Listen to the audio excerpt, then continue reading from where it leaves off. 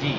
تو ہم بات کر رہے تھے جلک سے ہونے والے جو نقصانات ہیں وہ کیا ہیں، یعنی مشزنی یا حسرت سے عام لوگوں کی سمجھ میں صرف یہی آتا ہے کہ اس سے پختہ ابا یا تناسل کا ہی نقصان ہوتا ہے، لیکن اگر گہرائی میں جا کر دیکھا جائے تو اس کا نقصان جسمانی اور روحانی دونوں طور پر ہوتا ہے۔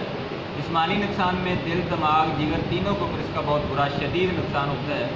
جب کوئی جلک شروع کرتا ہے تو سب سے پہلے اس کے اعصاب کو نقصان پہنچتا ہے، کیوں وہ بال کی طرف ہوتے ہیں۔ پہلے اس میں لذت بڑھتی ہے اور خون کی تیزی غذائے تناسل کی طرف زیادہ ہو جاتی ہے، جس سے بار بار دل کرنا شروع کر دیتا ہے۔ جلک کی جائے جلک کا عمل بار کرنے والے کو یہ پتہ بھی نہیں ہوتا کہ منی کے اخراج کے ساتھ ساتھ کئی اور نقصانات بھی ہو جاتے ہیں، جس طرح سے دل کے امراض ہیں، بلڈ پریشر سے دل کی دھڑکنوں کا بڑھ جانا ہے، پیٹ میں گیس کا پیدا ہو جانا ہے، دماغ و اعصاب میں کمزوری، بار اطلام کا ہو جانا، آسما کی خرابی اور مسلسل نزلے کا رہنا، یہ ان امراض میں شامل ہے جو جلک کی وجہ سے ہوتے ہیں۔ یہ وہ نقصانات ہیں جو صرف مشق سنی، آتھرسی یا جلک کی وجہ سے ہوتے ہیں۔ ناظرین، اگر اس عمل کو جاری رکھا جائے تو پھر جو مسئلہ ہوتا ہے وہ غدود میں چلا جاتا ہے، پھر متوجہ ذیل علامات بھی شروع ہو جاتی ہیں، دل کمزور ہو جاتا ہے، اعصاب جو ہیں وہ سن ہو جاتے ہیں، چلتے چلتے اور بیٹھے بیٹھے انزال کا ہونا، سرک اور انزال کا ہو جانا، نیز بہت سے ایسے مسائل ہوتے ہیں جن کا سامنا کرنا پڑ جاتا ہے۔ اگر کوئی پھر بھی اس چیز کو نہ چھوڑے تو مزید علامات جو ہے وہ غدود میں انتہائی سوزش ہوتی ہے،